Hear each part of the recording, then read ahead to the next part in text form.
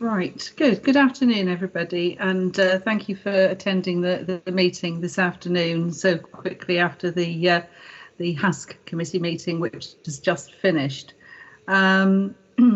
Deputations. I've not been made aware of any deputations to the meeting. Can you confirm that, please, Marie? That's correct. We've not received any requests to this meeting. Right, okay.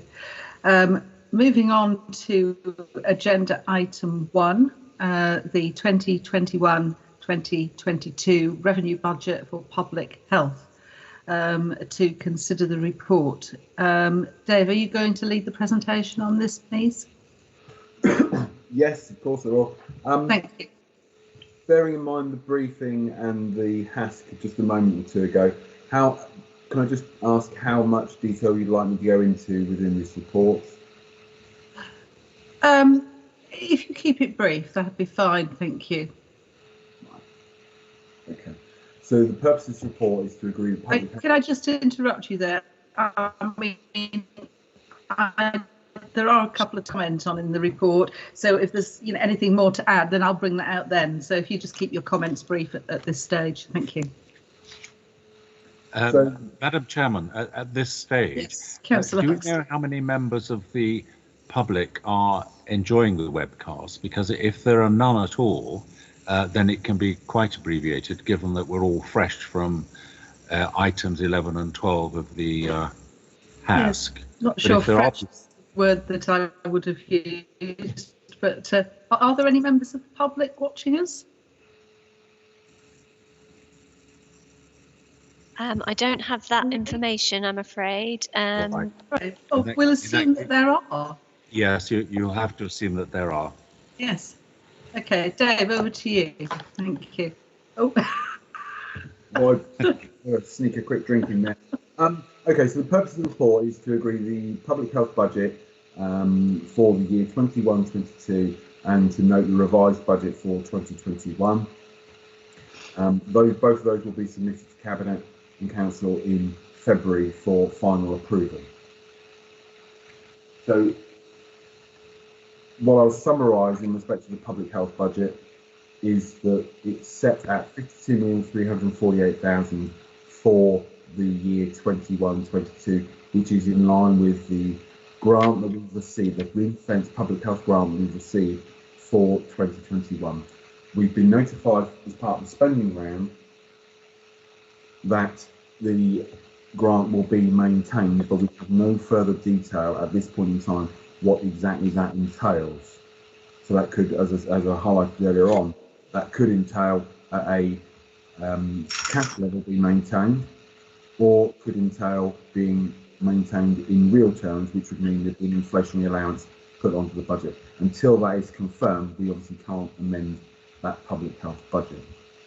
So setting the budget for next year, there are many challenges that are faced, not least the fact that we have the full £6.8 million public health savings to be made within the next two 2021, 22, 23 years.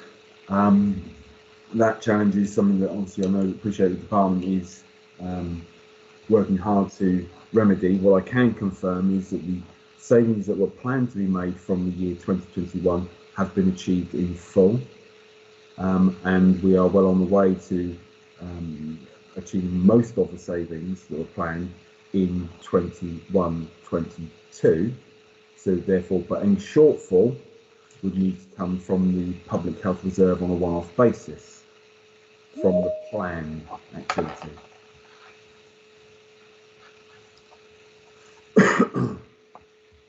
I'll just pause while I wait to see if Councillor Keith has been able to join this time. I'm here. Hello, David. Hello. So, in light of the fact that the Public Health Reserve would need to absorb any shortfall in the planned delivery of savings in 2022, it'd be permanent. I would mention that the Public Health Reserve is looking incredibly healthy at this point in time. We were planning on using £700,000 in this year, but we're no longer needing to do that Indeed, we are expecting to actually put back into the Public Health Reserve £700,000, which is a swing, obviously, of £1.4 million. The Public Health Reserve, off the top of my head, I think it's planned to be about £6.2 million at the end of this year, which means that the department is very well positioned in order to absorb any delays in savings and to invest to make short-term arrangements or support providers with short-term needs in order to deliver long-term savings. Simon, is there anything you want to say, particularly in respect to challenges for the department for the coming year? No, I think obviously making savings is always challenging. As Dave said, I think the challenge for us is that our budget isn't confirmed for next year, which does make planning more challenging. Although the fact that we have a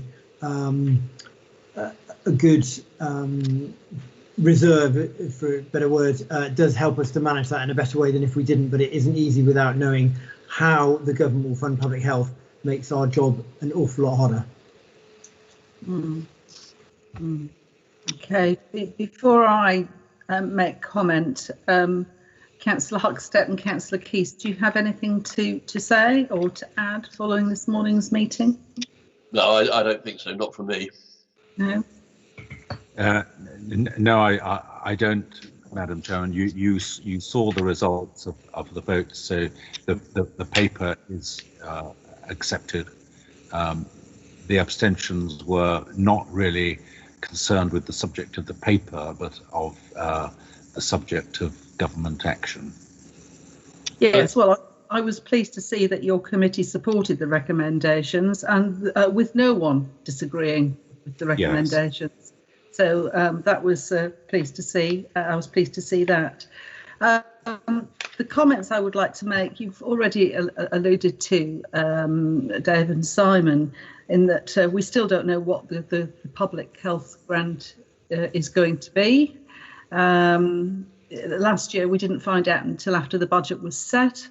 From our point of view, it is very unsatisfactory, and I've made representations about this, but we haven't really got any further. As you say, it will be maintained, but does that mean the fact that there's going to be one even? Yes, there will be one. It could be less. Will it be more? And will the ring fence still be there? So I'm pleased that we do have some reserves, but of course the thing about reserves is you can spend them only once.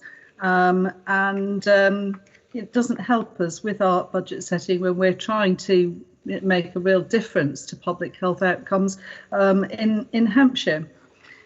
I'd also just like to take this opportunity to say that with the demise, if I can call it that, of Public Health England, I think that as a local authority, we're ready to step up with more responsibility. I think since 2012, local authorities have been shown to be 3 to 4 times more effective in terms of health gain than when the same money is spent within the NHS. But we do need to be adequately funded if we are to deliver public health outcomes and reduce health inequalities, which have been highlighted during the current pandemic. If there's anything good to come out of this pandemic, it is the focus that there has been on the need for good interventions and a public health service. I think NICE have also said that 85% of public health interventions are assessed to be cost effective, but we do need the funding and the tools and the support from government to actually do the job. So that's my little speech over. Turning to the recommendations at section B, I'm happy to approve them as set out. Thank you. Councillor Gresky, can I just say, sorry, could I just make one point? I think it's important that we have recorded on this within this meeting, and apologies, it was remiss of me not to mention it earlier on, which was simply the fact that if the grant is maintained in cash levels, and at the same time the government have indicated a pay award for the NHS in 21-22, that would in effect represent a further savings requirement upon the Public Health Department. only if the grant remains at the cash level. If obviously inflation, but there is only no previous years where this has been an area of it's been done less than satisfactory, shall we say, the way that the Agenda for Change Pay Award is given to local authorities who also commission NHS services. I just think it's worth flagging that risk does exist, that if our grant doesn't increase, we would have to make additional savings in order to fund the pay award of the NHS staff. Sorry for not mentioning that earlier on. Thank you, Dave. I mean, I completely understand that when the announcement is made, and it may come before the county council sets its budget, or like last year, come after the county council has set its budget in February.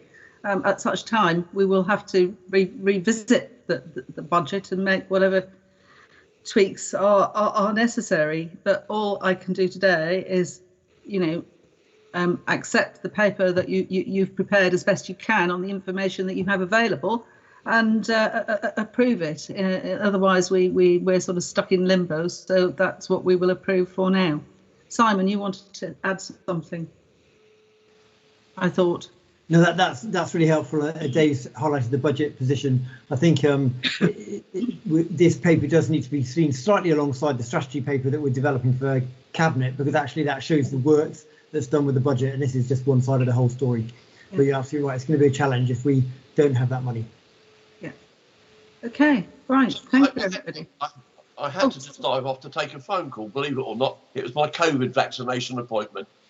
Oh, great congratulations. News. Sorry, you I did. But can I just recap? We're still at the situation where we've got a 50 million deficit. Is that still the same situation? In respect of the council position, council-wide position. Yes. At this point in time, but obviously there will be an update to Cabinet in February, where I suspect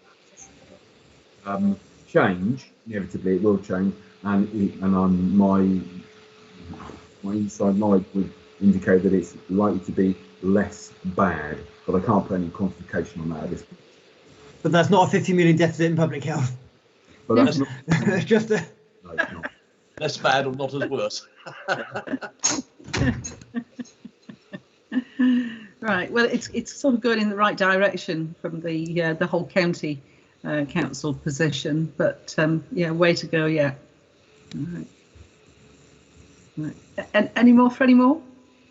No? Right, well, thank you, everybody. And hopefully you'll almost catch up sometime, Marie, this afternoon now. All right, thank you. Bye-bye. Thank you. Please finish the webcast.